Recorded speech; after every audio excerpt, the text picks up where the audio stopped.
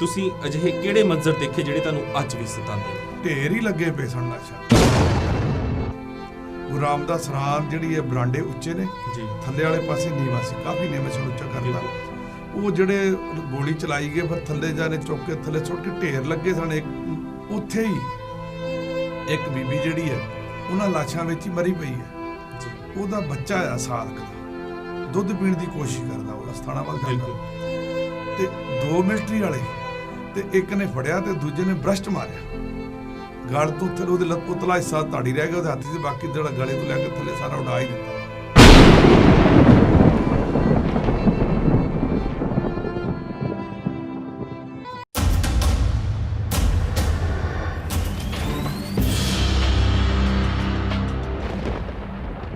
ਵਾਹਿਗੁਰੂ ਜੀ ਕਾ ਖਾਲਸਾ, ਵਾਹਿਗੁਰੂ ਜੀ ਕੀ ਫਤਿਹ। ਗੁਰਬਾਣੀ ਅਖੰਡ ਬਾਣੀ ਦੇਖ ਰਹੇ ਦੇਸ਼ ਵਿਦੇਸ਼ ਦੇ ਸਾਰੇ ਦਰਸ਼ਕਾਂ ਦਾ ਮੈਂ ਪ੍ਰੀਤ ਸੈਣੀ ਸਵਾਗਤ ਕਰਦਾ ਤੁਹਾਡੇ ਆਪਣੇ ਪਸੰਦੀਦਾ ਪ੍ਰੋਗਰਾਮ ਸਫਰੇ ਸਿੱਖੀਜ਼ਮ ਦੇ ਵਿੱਚ। ਜਿਵੇਂ ਕਿ ਤੁਸੀਂ ਜਾਣਦੇ ਹੋ, ਇਸ ਪ੍ਰੋਗਰਾਮ ਦੇ ਵਿੱਚ ਅਸੀਂ ਸਿੱਖ ਕੌਮ ਨਾਲ ਜੁੜੀਆਂ ਹੋਈਆਂ ਗੱਲਾਂ ਕਰਦੇ ਹਾਂ। ਤੇ 6 ਜੂਨ 1984 ਆਖਿਰ ਕੌਣ ਭੁੱਲ ਸਕਦਾ ਹੈ? ਸਿੱਖ ਕੌਮ ਦੇ ਜ਼ਹਿਨ ਤੇ ਲੱਗੇ ਉਹ ਜ਼ਖਮ ਜਿਹੜੇ ਭੁੱਲਿਆਂ ਵੀ ਨਹੀਂ ਭੁਲਾਏ ਜਾ ਸਕਦੇ, ਕਿਉਂਕਿ ਇਹ ਉਹ ਕਾਲੇ ਦਿਨ ਸੀ ਸਿੱਖ ਕੌਮ ਦੇ ਵਿੱਚ ਜਦੋਂ ਫੌਜਾਂ ਚੜ੍ਹ ਕੇ ਸਾਡੇ ਦਰਬਾਰ ਸਾਹਿਬ ਦੇ ਉੱਤੇ ਆਈਆਂ ਤੇ ਹਜ਼ਾਰਾਂ ਦੀ ਗਿਣਤੀ ਦੇ ਵਿੱਚ ਸਿੰਘ ਸ਼ਹੀਦ ਕੀਤੇ ਗਏ। ਤੇ ਜਿਨ੍ਹਾਂ ਨੇ ਇਹ ਚੀਜ਼ ਆਪਣੇ ਹੱਡੀ ਹੰਡਾਈ ਹੈ, ਜਿਨ੍ਹਾਂ ਦੇ ਅੰਦਰ ਅੱਜ ਵੀ ਉਹ ਚੀਜ਼ ਚੀਕਾਂ ਮਾਰਦੀ ਹੈ, ਜਿਨ੍ਹਾਂ ਨੇ ਆਪਣੀ ਅੱਖੀ ਦੇਖਿਆ ਕਿ ਦੁੱਧ ਲਈ ਬਿਲਕਦੇ ਬੱਚੇ ਕਿੱਦਾਂ ਬ੍ਰੈਸਟ ਮਾਰ ਕੇ ਮਾਰੇ ਗਏ, ਕਿੱਦਾਂ ਗੋਲੀਆਂ ਦੇ ਨਾਲ ਛੰਨੀ ਕੀਤੇ ਗਏ, ਉਹ ਅੱਜ ਸਾਡੇ ਸਟੂਡੀਓ ਵਿੱਚ ਨੇ ਬਾਬਾ ਮਨਮੋਹਨ ਸਿੰਘ ਜੀ ਬਾਰਨਵਾਲੇ। ਸਭ ਤੋਂ ਪਹਿਲਾਂ ਤਾਂ ਬਾਬਾ ਜੀ ਤੁਹਾਡਾ ਸਵਾਗਤ ਹੈ ਜੀ ਸਾਡੇ ਸਟੂਡੀਓ ਦੇ ਵਿੱਚ। ਵਾਹਿਗੁਰੂ ਜੀ ਕਾ ਖਾਲਸਾ, ਵਾਹਿਗੁਰੂ ਜੀ ਕੀ ਫਤਿਹ। ਬਾਬਾ ਜੀ, ਸਭ ਤੋਂ ਪਹਿਲਾਂ ਜਾਣਨਾ ਚਾਹਾਂਗਾ ਕਿ ਜੂਨ 1984 ਦੇ ਵਿੱਚ ਜੋ ਘਟਨਾਕ੍ਰਮ ਵਾਪਰਿਆ, ਜੋ ਘੱਲੂਘਾਰਾ ਹੋਇਆ, ਜੋ ਚੀਜ਼ਾਂ ਲੋਕਾਂ ਦੇ ਸਾਹਮਣੇ ਪੇਸ਼ ਕੀਤੀਆਂ ਗਈਆਂ, ਉਹ ਕੁਝ ਹੋਰ ਸੀ। ਜੋ ਅੰਦਰ ਘਟਨਾਕ੍ਰਮ ਚੱਲ ਰਿਹਾ ਸੀ ਉਹ ਕੁਝ ਹੋਰ ਸੀ। ਤੁਸੀਂ ਉਹ ਸਾਰੀਆਂ ਚੀਜ਼ਾਂ ਆਪਣੀ ਅੱਖੀਂ ਵੇਖੀਆਂ ਨੇ। ਉਸ ਦੀ ਸ਼ੁਰੂਆਤ ਤੁਸੀਂ ਕਿੱਥੋਂ ਮੰਨਦੇ ਹੋ? ਕਿੱਥੋਂ ਹੋਈ ਉਸ ਦੀ ਸ਼ੁਰੂਆਤ? ਬਲੂ ਸਟਾਰ ਆਪਰੇਸ਼ਨ ਤੋਂ ਪਹਿਲਾਂ 1 ਜੂਨ ਤੋਂ ਸ਼ੁਰੂਆਤ ਹੋਈ ਹੈ ਜੀ। CRP ਨੇ ਕੀਤੀ ਹੈ।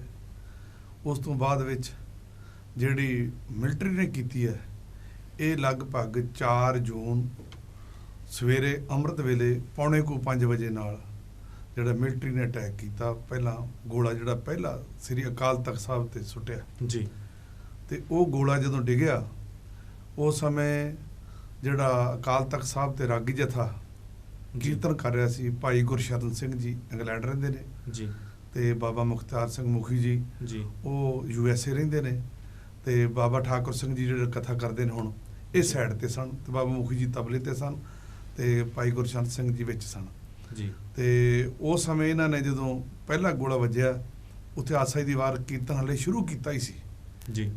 ਸਵੇਰੇ 4:45 ਵਜੇ ਸ਼ੁਰੂ ਹੋਈ ਗੋਲਾਬਾਰੀ। ਜੀ ਜੀ ਜੀ, 4:45 ਵਜੇ ਗੋਲਾਬਾਰੀ ਸ਼ੁਰੂ ਹੋਈ। ਪਰ ਇਹ ਨੌਬਤ ਕਿਉਂ ਆਈ? ਗੋਲਾਬਾਰੀ ਦੀ ਨੌਬਤ ਕਿਉਂ? ਕਿਉਂਕਿ ਭਾਰਤ ਦੇ ਵਿੱਚ ਰਹਿੰਦਿਆਂ ਭਾਰਤ ਦੀਆਂ ਸਰਕਾਰਾਂ ਨੂੰ ਭਾਰਤ ਦੇ ਵਿੱਚ ਹੀ ਸਿੱਖ ਕੌਮ ਦੇ ਜਿਹੜਾ ਕੀ ਕਹਿੰਦੇ, ਜਿੱਥੇ ਸਾਰੀ ਦੀ ਸਾਰੀ ਸਿੱਖ ਕੌਮ ਨਤਮਸਤਕ ਹੁੰਦੀ ਹੈ ਜਾ ਕੇ, ਜਿਸ ਨੂੰ ਅਸੀਂ ਸਾਡੀ ਸਰਮੋਰ ਸੰਸਥਾ ਕਹਿੰਦੇ ਹਾਂ, ਜਿਸ ਨੂੰ ਅਸੀਂ ਅਕਾਲ ਤਖਤ ਕਹਿੰਦੇ ਹਾਂ, ਜਿਹਦਾ ਹੁਕਮ ਕੋਈ ਨਹੀਂ ਟਾਲਦਾ। ਇਵਨ ਹਿੰਦੂ, ਮੁਸਲਿਮ, ਸਿੱਖ, ਈਸਾਈ ਅਗਰ ਉੱਧਰੋਂ ਕੋਈ ਹੁਕਮਨਾਮਾ ਜਾਰੀ ਕੀਤਾ ਜਾਂਦਾ ਹੈ ਤਾਂ ਸਾਰੇ ਉਸ ਨੂੰ ਸਿਰ ਮੱਥੇ ਲੈਂਦੇ ਸੀ। ਉਸ ਥਾਂ ਦੇ ਉੱਤੇ ਫੌਜਾਂ ਚੜ੍ਹਾਉਣ ਦੀ ਨੌਬਤ ਕਿਉਂ ਆਈ? ਅਸਲ ਵਿੱਚ ਨਾ ਇਹ ਜਦੋਂ ਦੀ ਸ੍ਰਿਸ਼ਟੀ ਦੀ ਰਚਨਾ ਹੋਈ ਹੈ ਨਾ ਜੀ, ਉਦੋਂ ਤੋਂ ਲੈ ਕੇ 10ਵੇਂ ਪਾਤਸ਼ਾਹ ਨੇ ਚੰਡੀ ਦੀ ਵਾਰ ਦੀ ਦੂਜੀ ਪੌੜੀ ਜੀ, ਪਹਿਲੀ ਪੌੜੀ ਤਾਂ ਅਰਦਾਸ ਵਿੱਚ ਹੈ, ਪ੍ਰਥਮ ਭਗਵਤੀ ਸਿਮਰ ਕੇ ਗੁਰੂ ਨਾਨਕ ਲਈ ਧਿਆਇ ਤੁਰ ਤੇ ਅਖੀਰ ਤੱਕ ਤੇਗ ਬਹਾਦਰ ਸਿਮਰਿਆ ਕਰਨਾ ਉਹਨੇ ਦਾ ਵੈ ਤਾਂ ਸਭ ਥਾਈ ਹੋਏ ਸਹਾਈ ਜੀ। ਇਹ ਪਹਿਲੀ ਪੌੜੀ ਹੈ ਚੰਡੀ ਦੀ ਵਾਰ ਦੀ ਜੀ। ਦੂਜੀ ਪੌੜੀ ਹੈ ਪ੍ਰਥਮੇ ਖੰਡਾ ਸਾਜ ਕੇ ਜਿਨ ਸਭ ਸੰਸਾਰ ਉਪਾਇਆ। ਅੱਗੇ ਜਾ ਕੇ ਲਿਖਿਆ ਸਿਰਜੇ ਦਾਨੋ ਦੇਵਤੇ ਤਿਨ ਅੰਦਰ ਬਾਦ ਰਚਾਇਆ। ਸੰਸਾਰ ਦੀ ਉਤਪਤੀ ਜਦੋਂ ਪ੍ਰਮਾਤਮਾ ਨੇ ਕੀਤੀ ਹੈ ਨਾ, ਦੇਵਤੇ ਤੇ ਦੈਂਤ 2 ਪ੍ਰਕਾਰ ਦੀਆਂ ਬਿਰਤੀਆਂ ਬਣਾਤੀਆਂ ਜੀ। ਇਹ ਸ਼ੁਰੂ ਤੋਂ ਲੈ ਕੇ ਦੇਵਤੇ ਤੇ ਦੈਂਤਾਂ ਦਾ, ਕੰਸ ਦਾ ਤੇ ਕ੍ਰਿਸ਼ਨ ਦਾ ਤੇ ਰਾਮਚੰਦਰ ਦਾ, ਰਾਵਣ ਦਾ, ਇਹ ਸ਼ੁਰੂ ਤੋਂ ਲੈ ਕੇ ਜਿਹੜੀਆਂ ਨੇ ਨਾ ਇਹ ਚੱਲੀਆਂ ਆ ਰਹੀਆਂ ਨੇ ਬਿਰਤੀਆਂ। ਪਰ ਸਿੱਖ ਕੌਮ ਦੇ ਵਿੱਚ ਅਜਿਹੇ ਕਿਹੜੇ ਰਾਵਣ ਸੀਗੇ, ਜਾਂ ਸਿੱਖ ਕੌਮ ਵਾਸਤੇ ਅਜਿਹੇ ਕਿਹੜੇ ਕਾਨੂੰਨਧਾਰੀ ਸੀਗੇ ਜਿਨ੍ਹਾਂ ਨੇ ਆਪਣੇ ਬੰਦੂਕਾਂ ਚੱਕੀਆਂ, ਆਪਣੀਆਂ ਰਾਈਫਲਾਂ ਚੱਕੀਆਂ ਤੇ ਸਿੱਖਾਂ ਨੂੰ ਨਿਸ਼ਾਨਾ ਬਣਾਉਣਾ ਸ਼ੁਰੂ ਕੀਤਾ। ਉਹ ਵੀ ਕਿਤੇ ਹੋਰ ਨਹੀਂ, ਗੁਰੂ ਘਰ ਦੇ ਅੰਦਰ ਫੌਜਾਂ ਚੜਾਈਆਂ ਗਈਆਂ। ਕਿਹੜੇ ਕਾਰਨ ਸੀ? ਕਿਹੜੇ ਕਾਰਨਾਂ ਕਰਕੇ? ਇਹ ਵੇਖੋ, ਜਿਵੇਂ ਦੱਸਿਆ ਨਾ ਵੀ ਸ਼ੁਰੂ ਤੋਂ ਲੈ ਕੇ ਹੀ ਜਿਹੜੀ ਦਿੱਲੀ ਹੈ ਨਾ, ਇਹ ਸਿੱਖਾਂ ਦੇ ਨਾਲ ਕਦੇ ਇਨਸਾਫ ਨਹੀਂ ਕਰਦੀ। ਸ਼ੁਰੂ ਤੋਂ ਲੈ ਕੇ ਦਿੱਲੀ ਦੇ ਸਿੰਘਾਂ ਦੇ ਨਾਲ ਖੜਕਦੀ ਆਈ ਹੈ। ਤੇ ਇਹ ਜਿਹੜੀ ਦਿੱਲੀ ਹੈ ਜਾਂ ਹੋਰ ਜਿੰਨੀਆਂ ਵੀ ਇਹ ਹਿੰਦੁਸਤਾਨ ਦੇ ਜਿਹੜੇ ਆਪਾਂ ਕਹਿ ਰਾਜਨੇਤਾ ਨੇ ਹਾਂ ਜੀ, ਉਹ ਸਾਡੇ ਜਿਹੜੇ ਸਿੱਖ ਕੌਮ ਨੂੰ ਘਸਿਆਰਾ ਬਣਾ ਕੇ ਰੱਖਣਾ ਚਾਹੁੰਦੀ ਹੈ। ਉਹ ਨਹੀਂ ਚਾਹੁੰਦੀ ਕਿ ਸਿੱਖ ਜਿਹੜੇ ਨੇ ਸਿੱਖੀ ਵਾਲੇ ਪਾਸੇ ਆਉਣ। ਸੰਤ ਬਾਬਾ ਜਰਨੈਲ ਸਿੰਘ ਜੀ ਖਾਲਸਾ ਪਿੰਡਰਾਂ ਵਾਲੇ ਮਹਾਂਪੁਰਖ ਜੀ, ਜੋ ਇੱਕ ਵਾਹਦ ਐਸੇ ਸਨ, ਸੱਚੇ ਸੁੱਚੇ ਸਿੱਖ ਸਨ, ਤੇ ਉਹ ਚਾਹੁੰਦੇ ਸਨ ਕਿ ਜਿਹੜਾ ਸਿੱਖਾਂ ਦਾ ਬੋਲਬਾਲਾ ਹੋਵੇ, ਪਲੱਸ ਜੋ ਸਿੱਖਾਂ ਦੇ ਨਾਲ ਜਿਹੜੀਆਂ ਇੰਨੀਆਂ ਕੁਰਬਾਨੀਆਂ ਕੀਤੀਆਂ ਨੇ ਤੇ ਇਹਨਾਂ ਨੇ ਵਾਅਦੇ ਕੀਤੇ ਨੇ ਭਾਰਤ ਵਾਲਿਆਂ ਨੇ ਜੀ, ਉਹ ਸਾਨੂੰ ਪੂਰੇ ਹੋਣੇ ਚਾਹੀਦੇ ਨੇ। ਉਸ ਬਾਰੇ ਇੱਕ ਤਾਂ ਜਿਹੜਾ ਸਿੱਖੀ ਦਾ ਪ੍ਰਚਾਰ ਕਰਕੇ ਗੁਰੂ ਦੇ ਲੜ ਲਾਉਣਾ ਤੇ ਜਾਗਰਤ ਕਰਨਾ ਆਪਣੇ ਹੱਕਾਂ ਵਾਸਤੇ, ਇਹ ਸੰਤ ਬਾਬਾ ਜਰਨੈਲ ਸਿੰਘ ਜੀ ਦੀ ਜਿਹੜੀ ਗੱਲ ਸੀ ਇਹਨਾਂ ਨੂੰ ਚੰਗੀ ਨਹੀਂ ਲੱਗੀ। ਪਰ ਅਗਰ ਸੁਣਿਆ ਜਾਵੇ, ਜੋ ਚੀਜ਼ਾਂ ਕਹੀਆਂ ਜਾਂਦੀਆਂ ਨੇ ਅੱਜ ਤੱਕ, ਜੋ ਚੀਜ਼ਾਂ ਪ੍ਰਚਾਰੀਆਂ ਜਾਂਦੀਆਂ ਨੇ, ਕਿਹਾ ਜਾਂਦਾ ਕਿ ਸੰਤ ਜਰਨੈਲ ਸਿੰਘ ਜੀ ਭਿੰਡਰਾਂ ਵਾਲਿਆਂ ਨੂੰ ਵੀ ਕਿਤੇ ਨਾ ਕਿਤੇ ਇੰਦਰਾ ਗਾਂਧੀ ਵੱਲੋਂ ਹੀ ਅੱਗੇ ਕੀਤਾ ਗਿਆ ਸੀ।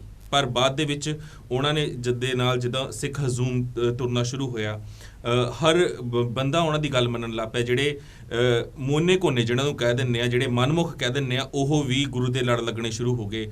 ਜਦੋਂ ਸਾਰੀ ਦੀ ਸਾਰੀ ਸਿਆਸਤ ਨੇ ਦੇਖਿਆ ਕਿ ਇਹ ਇੱਕ ਛੋਟਾ ਜਿਹਾ ਹਜੂਮ ਸੀਗਾ ਤੇ ਅੱਜ ਇਹ ਇੱਕ ਬਹੁਤ ਵੱਡਾ ਹਜੂਮ ਬਣ ਗਿਆ ਹੈ ਕਿ ਸਿੱਖ ਕੌਮ, ਸਿੱਖ ਕਮਿਊਨਿਟੀ ਇਕਜੁੱਟ ਹੋ ਰਹੀ ਹੈ। ਤੇ ਉਸ ਤੋਂ ਬਾਅਦ ਉਹਨਾਂ ਨੇ ਡਿਵਾਈਡ ਐਂਡ ਰੂਲ ਕਰਨ ਦੀ ਕੋਸ਼ਿਸ਼ ਕੀਤੀ ਤੇ ਅਸੀਂ ਉਹ ਹੋਣ ਵੀ ਦਿੱਤਾ। ਉਹਦੇ ਵਿੱਚ ਜਿਹੜੀ ਗੱਲ ਇਹ ਕਹੀ ਜਾਂਦੀ ਹੈ ਕਿ ਇੰਦਰਾ ਵੱਲੋਂ ਹੀ ਕਿਤੇ ਨਾ ਕਿਤੇ ਸੰਤ ਜਰਨੈਲ ਸਿੰਘ ਜੀ ਭਿੰਡਰਾਂ ਵਾਲਿਆਂ ਨੂੰ ਪਹਿਲਾਂ ਪ੍ਰੋਜੈਕਟ ਕੀਤਾ ਗਿਆ ਸੀ। ਇਸ 'ਚ ਕਿੰਨੀ ਕੀ ਸੱਚਾਈ ਹੈ? ਵੇਖੋ, ਇਹ 'ਚ ਕੋਈ ਸੱਚਾਈ ਨਹੀਂ। ਇਹ ਗੱਲ ਵੱਖਰੀ ਹੈ ਉਹਨਾਂ ਦੀ ਮਨਸ਼ਾ ਕੀ ਹੈਗੀ ਸੀ, ਪਰ ਸੰਤਾਂ ਦੇ ਮਨ ਵਿੱਚ ਕੋਈ ਐਸੀ ਗੱਲ ਨਹੀਂ ਸੀ ਵੀ ਕਿਸੇ ਦੇ ਵੱਲੋਂ ਉਹਨਾਂ ਦੇ ਇਸ਼ਾਰੇ ਤੇ ਚੱਲਣ ਦਾ ਜਾਂ ਕਿਸੇ ਢੰਗ ਦੇ ਨਾਲ ਸੰਤਾਂ ਦੇ ਨਾਲ ਕੋਈ ਐਸੀ ਗੱਲ ਨਹੀਂ, ਕੋਈ ਸੰਤਾਂ ਵੱਲੋਂ ਇਹਨਾਂ ਦੇ ਕਹਿਣ ਤੇ ਕੋਈ ਕੀਤਾ ਹੋਵੇ ਜਾਂ ਚੱਲੇ ਹੋਣ। ਸੰਤਾਂ ਨੇ ਤਾਂ ਸਿੱਖੀ ਦਾ ਪ੍ਰਚਾਰ ਕਰਨਾ, ਜਿਹੜਾ ਵੀ ਕਰ ਰਿਹਾ, ਜਿਹੜਾ ਵੀ ਨਾਲ ਮਦਦ ਕਰ ਸਕਦਾ, ਕੋਈ ਵੀ ਕਰੇ, ਤੇ ਉਹ ਸੰਤੋਂ ਦੀ ਮਦਦ ਲੈਣ ਨੂੰ ਤਿਆਰ ਨੇ। ਪਰ ਇਹ ਸੰਤ ਕਿਸੇ ਦੇ ਮਗਰ ਵੀ ਸਿੱਖ ਕੌਮ ਵਾਸਤੇ ਜਾਂ ਕੋਈ ਨਹੀਂ ਹੋ ਸਕਦਾ ਵੀ ਉਲਟ ਚੱਲੇ ਹੋਣ। ਝੂਠ ਦਾ ਪ੍ਰਚਾਰਿਆ ਪਹਿਲਾਂ ਵੀ ਗਿਆ ਸੀ, ਅੱਜ ਵੀ ਪ੍ਰਚਾਰਿਆ ਬਹੁਤ ਕੁਝ ਜਾ ਰਿਹਾ ਹੈ, ਕਿਉਂਕਿ ਜਿਹਨਾਂ ਨੇ ਸ਼ਹਾਦਤਾਂ ਦਿੱਤੀਆਂ ਨੇ, ਜਿਹਨਾਂ ਨੇ ਸ਼ਹੀਦੀਆਂ ਪਾਈਆਂ ਨੇ, ਕੌਮ ਵਾਸਤੇ ਪਾਈਆਂ ਨੇ, ਕੌਮ ਦੀ ਚੜ੍ਹਦੀ ਕਲਾ ਵਾਸਤੇ ਪਾਈਆਂ ਨੇ, ਹੱਕਾਂ ਵਾਸਤੇ ਪਾਈਆਂ ਨੇ, ਉਹਨਾਂ ਨੂੰ ਅੱਜ ਵੀ ਬਹੁਤ ਸਾਰੇ ਕਮਜ਼ੋਰ ਇਹੋ ਜਿਹੇ ਨੇ ਜਿਹੜੇ ਅੱਤਵਾਦੀ ਕਹਿ ਕੇ ਸੰਬੋਧਿਤ ਕਰਦੇ ਨੇ। ਉਹਨਾਂ ਨੂੰ ਬਿਲਕੁਲ ਸ਼ਰਮ ਨਹੀਂ ਆਉਂਦੀ ਇਹ ਕਹਿੰਦੇ ਹੋਇਆਂ ਵੀ ਸਿੱਖ ਕੌਮ ਦੇ ਅਜਿਹੇ ਨੇ। ਗੈਰ ਸਿੱਖਾਂ ਨੂੰ ਤਾਂ ਛੱਡ ਦਿਓ ਤੁਸੀਂ, ਬਹੁਤ ਸਾਰੇ ਸਿੱਖ ਕੌਮ ਦੇ ਵਿੱਚ ਵੀ ਅਜਿਹੇ ਨੇ ਜਿਹਨਾਂ ਨੂੰ ਸਿਰਫ ਆਪਣੀਆਂ ਸਿਆਸੀ ਕੁਰਸੀਆਂ ਪਸੰਦ ਨੇ। ਤੇ ਉਸ ਵੇਲੇ ਵੀ 1984 ਦੇ ਵਿੱਚ ਵੀ ਜਦੋਂ ਇਹ ਸਾਰਾ ਘਟਨਾਕ੍ਰਮ ਵਾਪਰਿਆ, ਉਦੋਂ ਇਹ ਗੱਲਾਂ ਵੀ ਸਾਹਮਣੇ ਆਈਆਂ ਸੀਗੀਆਂ ਕਿ ਸੰਤਾਂ ਨੂੰ ਵੀ ਆਫਰਸ ਦਿੱਤੀਆਂ ਗਈਆਂ ਸੀਗੀਆਂ ਸਿਆਸਤਦਾਨਾਂ ਵੱਲੋਂ, ਦਿੱਲੀ ਵੱਲੋਂ ਵੀ ਆਫਰਾਂ ਦਿੱਤੀਆਂ ਗਈਆਂ ਸੀਗੀਆਂ, ਪੈਸੇ ਦੀ ਵੀ ਆਫਰ ਤੱਕ ਆਈ ਸੀ ਕਿ ਤੁਸੀਂ ਸਾਡੇ ਹਿਸਾਬ ਨਾਲ ਚੱਲੋ। ਇਹਦੇ ਵਿੱਚ ਕਿੰਨੀ ਕੀ ਸੱਚਾਈ? ਵੇਖੋ, ਇਸ ਤਰ੍ਹਾਂ ਵੀ ਉਸ ਸਮੇਂ ਜਿਹੜੀ ਸਾਡੀ ਏਜ ਸੀ ਵੀ ਛੋਟੀ ਸੀ, ਮਤਲਬ ਕਿ ਅਸੀਂ ਮੇਨ ਬੰਦਿਆਂ ਵਿੱਚ ਨਹੀਂ ਸਾਂ, ਜਿਹੜੇ ਸਪਸ਼ਟ ਹੈ ਜੀ ਹੈ।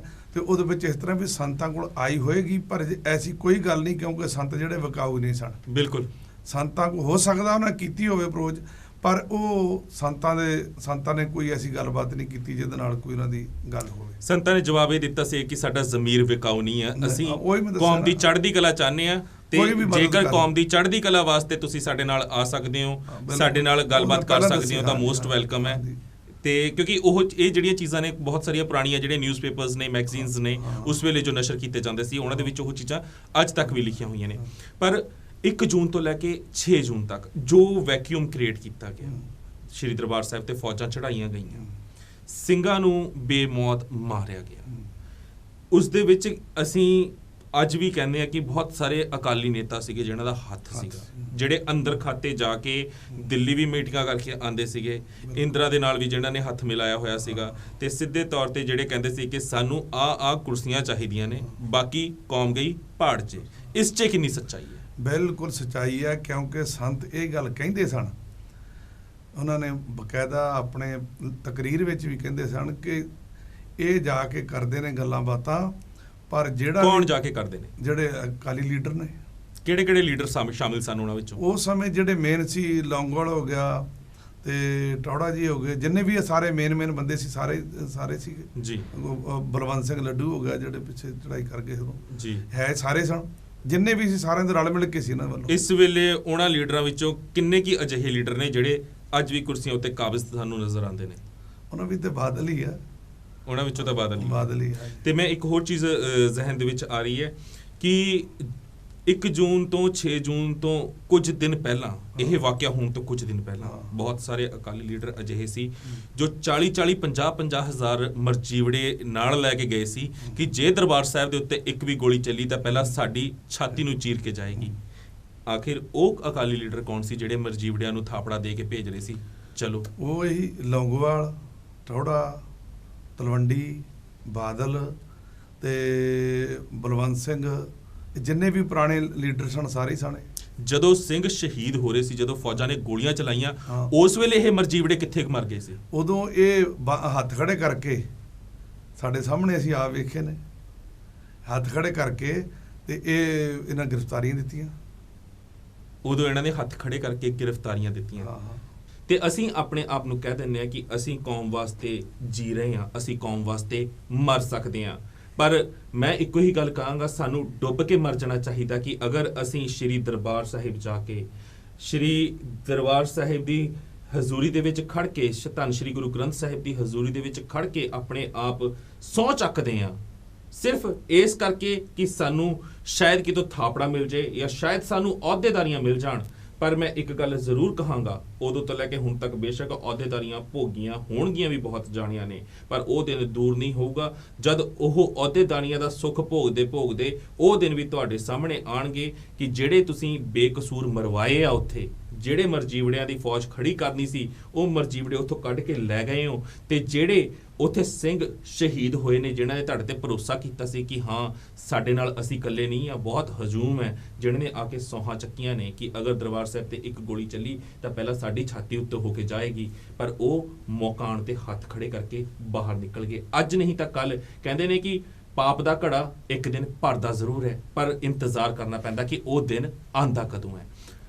ਹੁਣ ਹੱਥ ਖੜੇ ਕਰਕੇ ਲੀਡਰ ਨਿਕਲ ਗਏ। ਹਾਂਜੀ, 1.25 ਲੱਖ ਮਰ ਜੀਵੜੇ ਨੂੰ ਸਹੁੰ ਚੁਕਵਾਈ ਸੀ ਇਹਨਾਂ ਨੇ।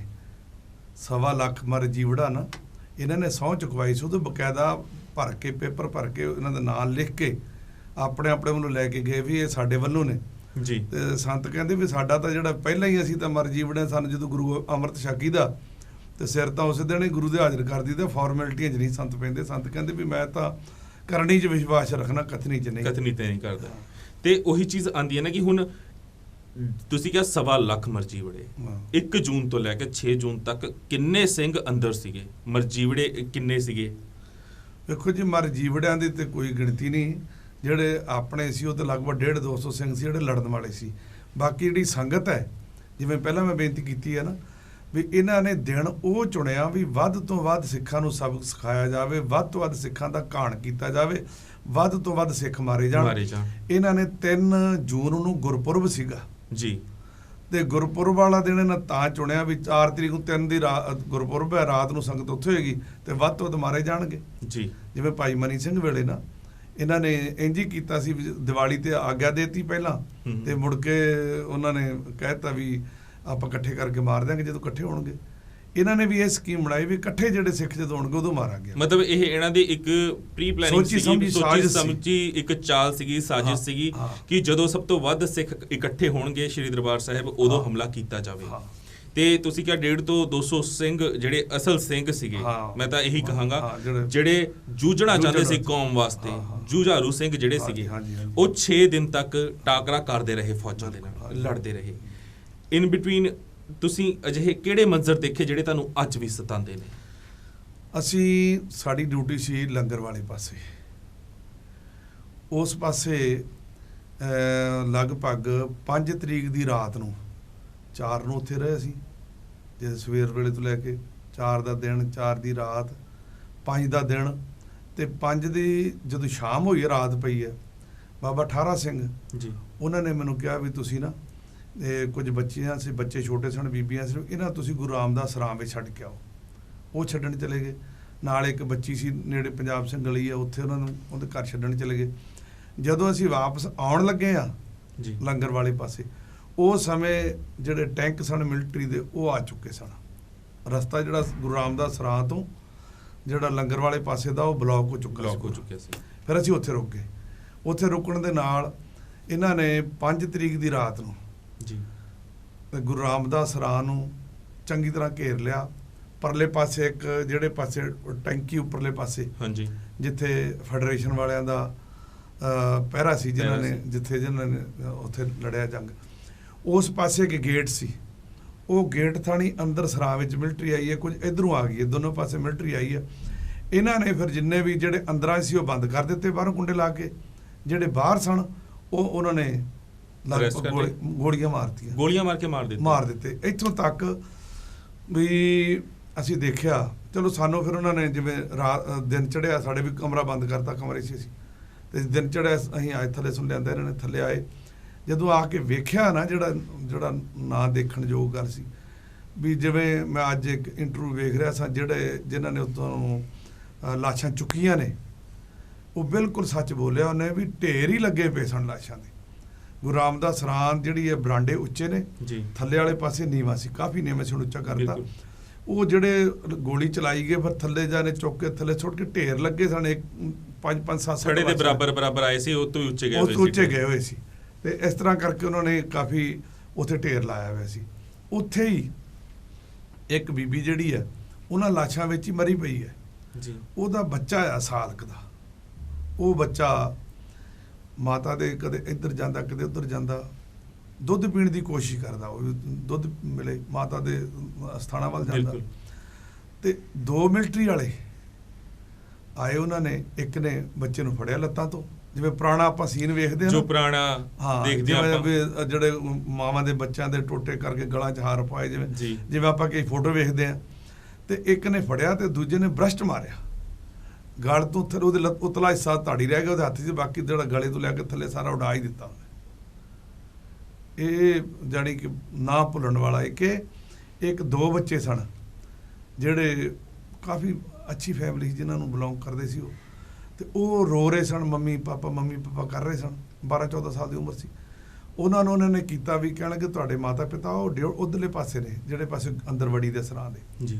ਉਹ ਬੱਚੇ ਉਸ ਪਾਸੇ ਗਏ, ਹਾਲੇ ਥੋੜ੍ਹਾ ਜਿਹਾ ਉਧਰੋਂ ਮੂੰਹ ਕੀਤਾ ਹੀ ਆ, ਮਗਰੋਂ ਮਾਰਿਆ ਬ੍ਰਸ਼ਟ ਤੇ ਇੱਕ ਨੇ, ਤੇ ਉਹ ਦੋਵੇਂ ਬੱਚੇ ਉੱਥੇ ਢੇਰੀ ਕਰ। ਮਤਲਬ ਇਹ ਗੱਲਾਂ ਸੁਣ ਕੇ ਆਪਣਾ ਦਿਲ ਪਸੀਜ ਜਾਂਦਾ ਹੈ। ਆਪਣੇ ਜ਼ਿਹਨ ਦੇ ਉੱਤੇ ਵੀ ਇਹੋ ਚੀਜ਼ ਹੁੰਦੀ ਹੈ ਕਿ ਉਹ ਘਟਨਾਕ੍ਰਮ ਕਿਉਂ ਵਾਪਰਿਆ, ਪਰ ਕਿੰਨੀਆਂ ਮਾੜੀਆਂ ਸਰਕਾਰਾਂ ਰਹੀਆਂ ਹੋਣਗੀਆਂ ਤੇ ਉਹ ਕਿੱਦਾਂ ਦੇ ਇਨਸਾਨ ਹੋਣਗੇ। ਮੈਂ ਤਾਂ ਕਹਿ ਰਿਹਾ ਕਿ ਉਹਨਾਂ ਨੂੰ ਇਨਸਾਨ ਅਸੀਂ ਕਹਿ ਹੀ ਨਹੀਂ ਸਕਦੇ, ਕਿ ਜਿਹਨਾਂ ਦੀ ਜ਼ਹਿਨੀਅਤ ਇੱਦਾਂ ਦੀ ਹੈ ਕਿ ਜਿਹੜੇ ਦੁੱਧ ਪੀਂਦੇ ਬੱਚੇ ਨੂੰ ਹੱਥ ਦੇ ਵਿੱਚ ਚੱਕ ਕੇ ਬ੍ਰਸ਼ਟ ਮਾਰ ਕੇ ਮਾਰ ਸਕਦੇ ਨੇ, 2 ਛੋਟੇ ਤੁਰੇ ਜਾਂਦੇ ਬੱਚਿਆਂ ਨੂੰ ਪਿੱਛੋਂ ਗੋਲੀ ਮਾਰ ਕੇ ਮਾਰ ਸਕਦੇ ਨੇ।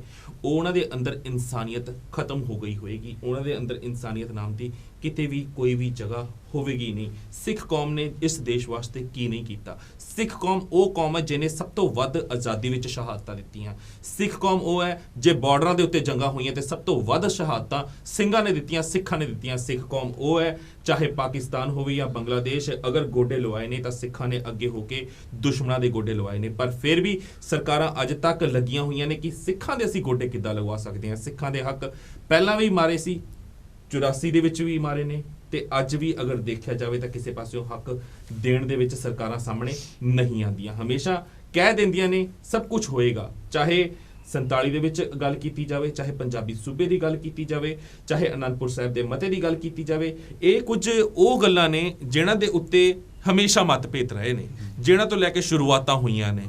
ਤੇ ਜਦੋਂ ਵੀ ਸਿੱਖ ਇਕੱਠੇ ਹੋਏ ਨੇ ਇੱਕ ਛੱਤ ਥੱਲੇ, ਕਿਸੇ ਵੀ ਵੱਡੀ ਚੀਜ਼ ਨੂੰ ਲੈ ਕੇ ਅੱਗੇ ਤੁਰੇ ਨੇ, ਕਿਸੇ ਵੀ ਹਜ਼ੂਮ ਨੂੰ ਲੈ ਕੇ ਅੱਗੇ ਤੁਰੇ ਨੇ ਕਿ ਅਸੀਂ ਆਪਣੇ ਹੱਕ ਲੈਣੇ ਨੇ।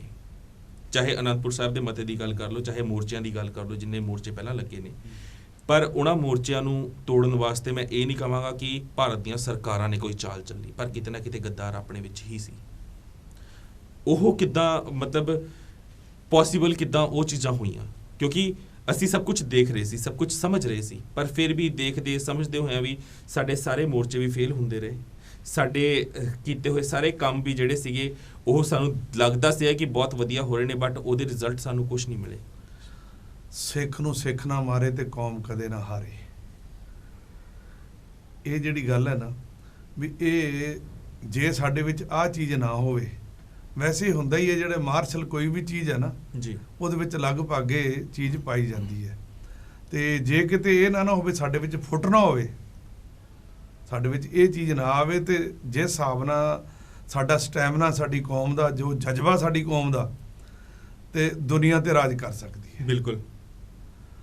ਸੋ ਪਰ ਦੁਨੀਆ ਤੇ ਅਸੀਂ ਰਾਜ ਕਰ ਸਕਦੇ ਹਾਂ ਜਿੱਦਾਂ ਸੰਤ ਜਰਨੈਲ ਸਿੰਘ ਜੀ ਭਿੰਡਰਾਂਵਾਲੇ ਸਾਰੀ ਕੌਮ ਨੂੰ ਇਕਜੁੱਟ ਇੱਕ ਮੁੱਠ ਕਰਕੇ ਤੁਰੇ ਸਨ। ਉਹਨਾਂ ਦੇ ਜੋ ਸ਼ਬਦ ਨੇ, ਉਹਨਾਂ ਦੇ ਜੋ ਬੋਲ ਨੇ ਅੱਜ ਤੱਕ ਕੰਨਾਂ 'ਚ ਗੂੰਜਦੇ ਆ। ਜਿੰਨੀਆਂ ਕਿ ਸਪੀਚਸ ਮੈਂ ਉਹਨਾਂ ਦੀਆਂ ਸੁਣੀਆਂ ਨੇ, ਜਿੰਨੀਆਂ ਕਿ ਗੱਲਾਂ ਉਹਨਾਂ ਦੀਆਂ ਮੈਂ ਸੁਣੀਆਂ ਨੇ, ਅੱਜ ਤੱਕ ਕਿਸੇ ਇੱਕ ਪੁਆਇੰਟ ਦੇ ਉੱਤੇ ਮੈਨੂੰ ਉਹਨਾਂ ਦੀ ਇੱਕ ਗੱਲ ਗਲਤ ਨਹੀਂ ਲੱਗੀ, ਕਿਉਂਕਿ ਉਹਨਾਂ ਨੇ ਕਦੀ ਗਲਤ ਗੱਲ ਕੀਤੀ ਹੀ ਨਹੀਂ ਮੇਰੇ ਹਿਸਾਬ ਦੇ ਨਾਲ। ਚਾਹੇ ਉਹ ਹਿੰਦੂ ਧਰਮ ਬਾਰੇ ਗੱਲ ਕਰਦੇ ਹੋਣ, ਮੁਸਲਿਮ ਧਰਮ ਬਾਰੇ ਕਰਦੇ ਹੋਣ, ਜਾਂ ਈਸਾਈ ਧਰਮ ਬਾਰੇ ਕਰਦੇ ਹੋਣ, ਪਰ ਉਹਨਾਂ ਨੂੰ ਜਿੱਦਾਂ ਪ੍ਰੋਜੈਕਟ ਕੀਤਾ ਗਿਆ, ਅੱਜ ਤੱਕ ਕੀਤਾ ਜਾ ਰਿਹਾ ਹੈ ਕਿ ਅਸੀਂ ਤਾਂ ਫੌਜਾਂ ਚੜਾਈਆਂ ਕਿਉਂਕਿ ਉਹਨਾਂ ਨੇ ਧਮਕੀਆਂ ਦਿੱਤੀਆਂ ਸੀਗੀਆਂ ਕਿ ਅਸੀਂ ਹਿੰਦੂ ਮਾਰਾਂਗੇ, 5,000 ਹਿੰਦੂ ਮਾਰਾਂਗੇ। ਅਸੀਂ ਫੌਜਾਂ ਚੜਾਈਆਂ ਕਿਉਂਕਿ ਉਹਨਾਂ ਨੇ ਸਿੱਧਾ ਕਿਹਾ ਸੀ ਕਿ ਅਸੀਂ ਖਾਲਿਸਤਾਨ ਦੀ ਨੀਂਹ ਰੱਖ ਦਿੱਤੀ ਹੈ, ਅਸੀਂ ਖਾਲਿਸਤਾਨ ਬਣਾਵਾਂਗੇ। ਤਾਂ ਅਸੀਂ ਫੌਜਾਂ ਚੜਾਈਆਂ ਕਿਉਂਕਿ ਅੰਦਰ ਬਹੁਤ ਅਸਲਾ ਇਕੱਠਾ ਕੀਤਾ ਗਿਆ ਸੀ। ਇਹ ਗੱਲਾਂ ਕਿੱਥੋਂ ਆਈਆਂ? ਨਹੀਂ, ਇਹਨਾਂ ਨੂੰ ਪੁੱਛੋ ਵੀ ਅਸਲਾ ਜੇ ਗਿਆ ਤੇ ਗਿਆ ਕਿਵੇਂ? ਜੇ ਅਸਲਾ ਗਿਆ, ਇਹਨਾਂ ਦਾ ਪ੍ਰਬੰਧ ਸਰਕਾਰਾਂ ਨੇ ਜਿਹੜੀਆਂ ਨੰਬਰ 1 ਨੰਬਰ 2 ਤੇ ਇਹ ਵੇਖੋ ਸਾਰਾ ਬਦਨਾਮ ਕਰਨ ਦੀਆਂ ਇਹਨਾਂ ਦੀਆਂ ਗੱਲਾਂ ਨੇ ਜੀ। ਹਾਂਜੀ, ਸਿੱਖ ਕੌਮ ਜਿਹੜੀ ਹੈ ਇਹ ਸ਼ੁਰੂ ਤੋਂ ਮਾਰਸ਼ਲ ਰਹੀ ਹੈ। ਇਹ ਇਹਨਾਂ ਨੂੰ ਫੇਲ ਕਰਨ ਵਾਸਤੇ ਸਿਰਫ ਸਾਡੀ ਜਿਹੜੀ ਆਪਸੀ ਫੁੱਟ ਹੈ ਨਾ, ਸਾਡੇ ਵਿੱਚ ਫੁੱਟ ਪਾ ਕੇ ਕਿਸੇ ਢੰਗ ਨਾਲ ਵੀ ਜੀ ਤਾਂ ਸਾਨੂੰ ਇਸ ਤਰ੍ਹਾਂ ਕੀਤਾ ਜਾਂਦਾ, ਨਹੀਂ ਤਾਂ ਅਦਰਵਾਈਜ਼ ਸਾਨੂੰ ਇਹ ਹਰਾ ਨਹੀਂ ਸਕਦੇ, ਕਿਸੇ ਵੀ ਤਰੀਕੇ ਨਾਲ ਹਰਾ ਨਹੀਂ ਸਕਦੇ। ਉਹੀ ਚੀਜ਼ ਹੈ ਨਾ ਕਿ ਭਰਾ ਨੂੰ ਜਦੋਂ ਤੱਕ ਭਰਾ ਮਾਰੂ, ਉਹ ਕਹਿੰਦੇ ਨੇ ਜੰਗ ਨਾ ਇਹ ਸ਼ੁਰੂ ਕਰਵਾ ਦੇਣ, ਉਦੋਂ ਤੱਕ ਇਹਨਾਂ ਨੂੰ ਪਤਾ ਹੈ ਕਿ ਅਸੀਂ ਇਹਨਾਂ ਦੇ ਵਿੱਚ ਬਗਾਰ ਨਹੀਂ ਪਾ ਸਕਦੇ। ਇਸ ਕਰਕੇ ਇਹ ਘੁਸਪੈਠ ਕਰਵਾਉਂਦੇ ਨੇ, ਕਿਸੇ ਨਾ ਕਿਸੇ ਨੂੰ ਕੌਮ ਦੇ ਵਿੱਚ ਅੱਛੀ ਅਹੁਦੇਦਾਰੀਆਂ ਦੇ ਕੇ ਬਾੜ ਦਿੰਦੇ ਨੇ, ਤੇ ਉਸ ਤੋਂ ਬਾਅਦ ਉੱਥੋਂ ਘਾਣ ਕਰਵਾਉਣਾ ਸ਼ੁਰੂ ਕਰਵਾਉਂਦੇ ਨੇ, ਜਿੱਥੋਂ ਅਸੀਂ ਹਮੇਸ਼ਾ ਹੀ ਧੋਖੇ ਖਾਂਦੇ ਆਏ ਹਾਂ। ਬਹੁਤ ਸਾਰੀਆਂ 47 ਤੋਂ ਲੈ ਕੇ ਹੁਣ ਤੱਕ ਅਜਿਹੀਆਂ ਬਹੁਤ ਸਾਰੀਆਂ ਐਗਜ਼ਾਮਪਲ ਸਾਡੇ ਸਾਹਮਣੇ ਨੇ। ਤੇ ਹੁਣ 6 ਜੂਨ ਦੇ ਉੱਤੇ ਆਉਂਦੇ ਹਾਂ, ਜਦੋਂ ਸੰਤਾਂ ਦੀ ਸ਼ਹੀਦੀ ਹੋਈ, ਜਦੋਂ ਅਜਿਹਾ ਮਾੜਾ ਦਿਨ ਚੜਿਆ ਕਿ ਕੌਮ ਦਾ ਇੱਕ ਅਜਿਹਾ ਹੀਰਾ ਜਿਸ ਨੇ ਸਾਰੀ ਕੌਮ ਨੂੰ ਇੱਕ ਮੁੱਠ ਕਰ ਦਿੱਤਾ ਸੀ, ਇਕਜੁੱਟ ਕਰ ਦਿੱਤਾ ਸੀ, ਤੇ ਕਿਤੇ ਨਾ ਕਿਤੇ ਇਸ ਕੌਮ ਦੇ ਝੰਡੇ ਬਹੁਤ ਉੱਚੇ ਹੋ ਗਏ ਸੀ, ਬਹੁਤ ਬੁਲੰਦ ਹੋ ਗਏ ਸੀ, ਤੇ ਉਹ ਦਿੱਲੀ ਦੀਆਂ ਸਰਕਾਰਾਂ ਨੂੰ ਦਿਖ ਰਹੇ ਸੀ, ਤੇ ਕਿਤੇ ਨਾ ਕਿਤੇ ਦਿੱਲੀ ਦੀਆਂ ਸਾਰੀਆਂ ਕੁਰਸੀਆਂ ਹਿੱਲ ਚੁੱਕੀਆਂ ਸੀ, ਤਖਤ ਹਿੱਲ ਚੁੱਕੇ ਸੀ। ਉਹਨਾਂ ਦੀ ਸ਼ਹਾਦਤ ਕਿੱਦਾਂ ਹੋਈ? ਇਹ ਜਿਹੜਾ ਸ਼ਹਾਦਤ ਦਾ ਤਾਂ ਕਿਉਂਕਿ ਅਸੀਂ ਸੀ ਸਰਾਂ ਵਾਲੇ ਪਾਸੇ ਜੀ।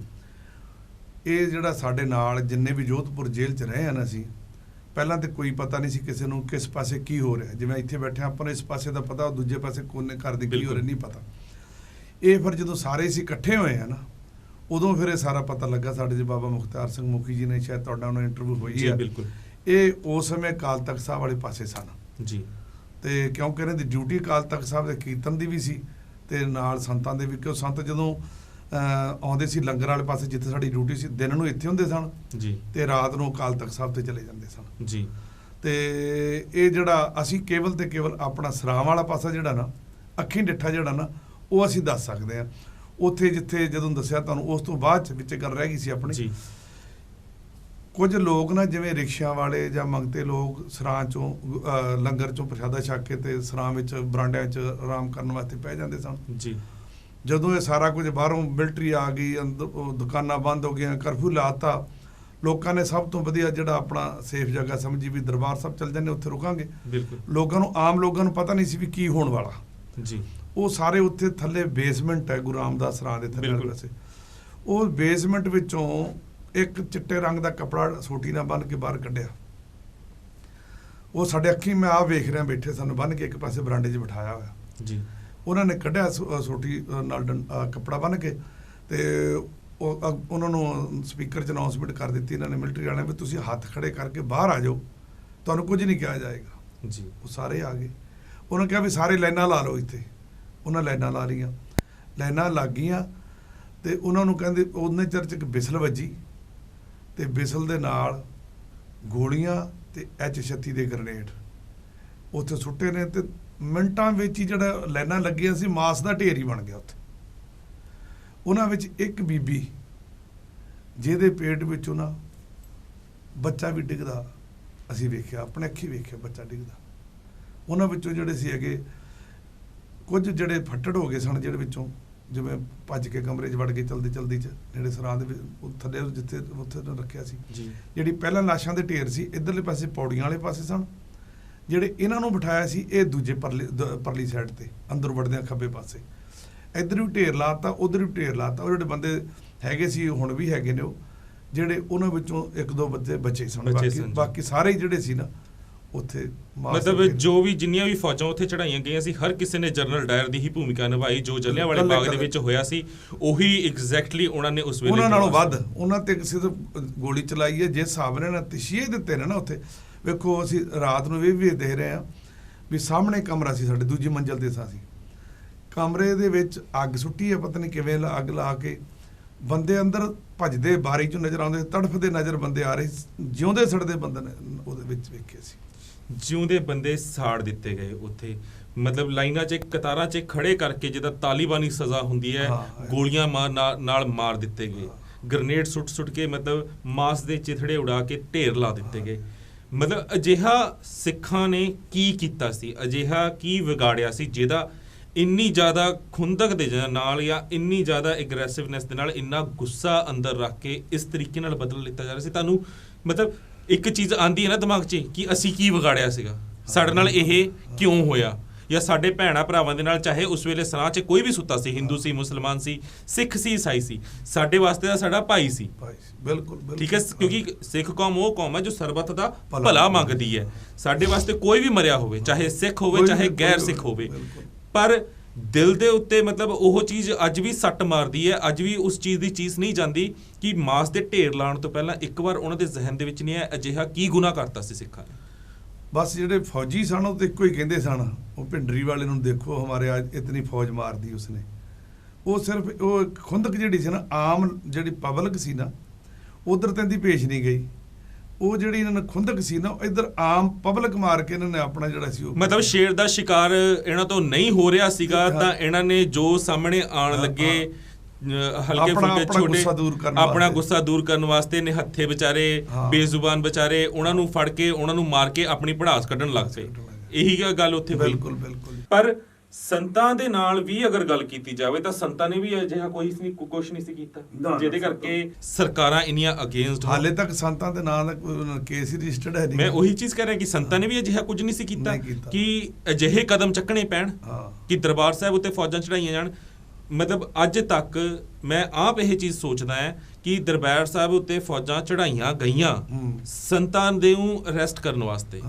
ਸੰਤਾਂ ਨੂੰ ਇਹ ਪਹਿਲਾਂ ਬੁਲਾਇਆ ਵੀ ਜਾ ਰਿਹਾ ਸੀਗਾ, ਬਹੁਤ ਸਾਰੇ ਲੀਡਰ ਗਏ ਵੀ ਤੇ ਹੁਣ ਉਧਰੋਂ ਵੀ ਇੰਦਰਾ ਦਾ ਵੀ ਇਹੀ ਜਵਾਬ ਸੀਗਾ ਕਿਤੇ ਨਾ ਕਿਤੇ ਕਿ ਅਗਰ ਸੰਤਾਂ ਨੂੰ ਤੁਸੀਂ ਨਾਲ ਲੈ ਕੇ ਆ ਜਾਓਗੇ, ਇਹੀ ਗੱਲ ਸੀਗੀ ਕਿ ਸੰਤਾਂ ਨੂੰ ਨਾਲ ਲੈ ਕੇ ਆਓਗੇ ਤਾਂ ਅਸੀਂ ਗੱਲ ਕਰਨ ਵਾਸਤੇ ਐਗਰੀ ਹਾਂ, ਅਦਰਵਾਈਜ਼ ਅਸੀਂ ਐਗਰੀ ਨਹੀਂ ਹਾਂ। ਪਰ ਸੰਤ ਕਿਉਂ ਨਹੀਂ ਸੀ ਜਾਣਾ ਚਾਹੁੰਦੇ?